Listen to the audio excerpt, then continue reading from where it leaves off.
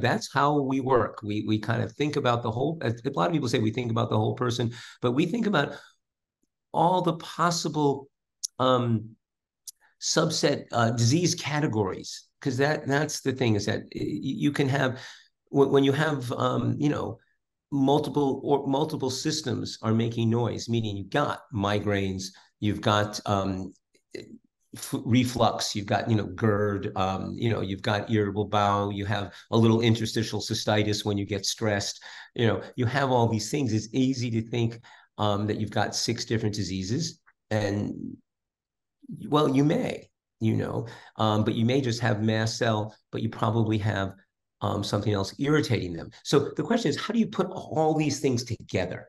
I think that's what happens, because there are so many different possibilities now.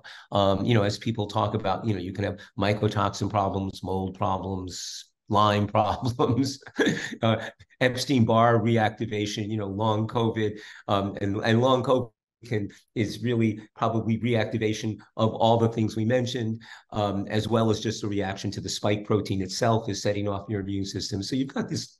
Yeah, so it's nice. So it's nice to have a way of looking at the immune function to try to understand this all. And the model that I have found is something called the cell danger response.